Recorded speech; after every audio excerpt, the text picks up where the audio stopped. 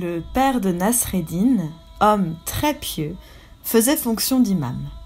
Un vendredi, il monte au minbar pour prononcer le sermon, mais il ne trouve rien à dire, pas un mot. Le voici mis au supplice devant l'assistance qui se demande ce qu'il attend pour commencer. Après avoir vainement cherché une inspiration, les yeux scrutant le ciel, il finit par avouer sa défaillance. Mes frères, je suis confus. Je n'ai pas la moindre idée.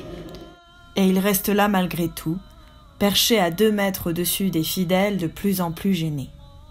Alors soudain, on entend une voix claire d'enfant s'élever dans le ciel, celle de son jeune fils. « Oh père, toi qui es si savant, pourquoi n'as-tu pas au moins l'idée de redescendre ?»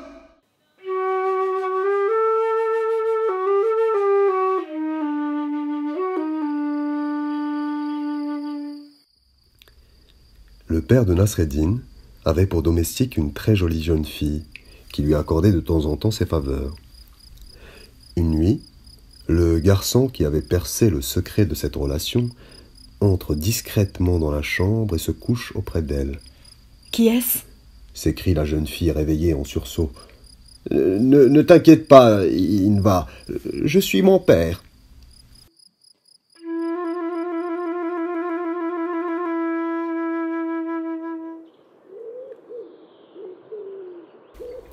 De passage avec son père dans une grande ville, le petit Nasreddin, qui habite à la campagne, reste en arrêt devant un haut minaret dont le sommet est couvert de fientes blanches, de pigeons et de corbeaux. Oh, père, regarde, dit-il en le montrant du doigt.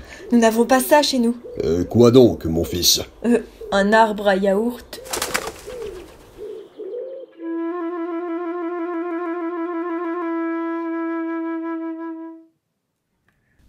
La leçon est si ennuyeuse que le petit Nasreddin finit par s'endormir au fond de la classe. Il dort si profondément que ses ronflements finissent par empêcher le maître de continuer.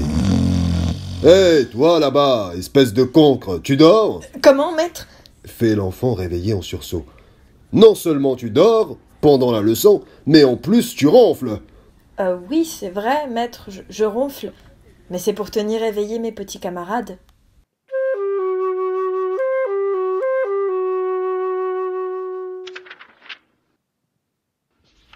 Le maître a beau répéter à Nasreddin les règles les plus élémentaires du calcul, ça ne rentre pas. Prenons une opération très simple, mon enfant. 2 plus 2 égale... Je ne sais pas, maître. Encore plus simple, alors. Tu poses 2 et tu retires 2. Que reste-t-il Je ne sais pas, maître. C'est pourtant facile. Suppose qu'en venant à l'école, tu aies 2 billes dans ta poche. Oui, maître. Sans que tu t'en aperçoives, elles tombent par terre toutes les 2. Que constates-tu quand tu fouilles dans ta poche ? Qu'il y a un trou dedans, maître.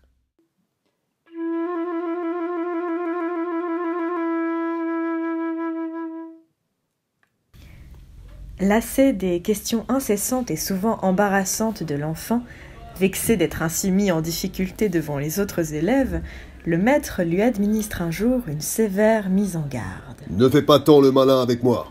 Sache que les élèves trop intelligents deviennent en général de véritables imbéciles quand ils sont adultes. Oh, maître, quel excellent élève tu as dû être.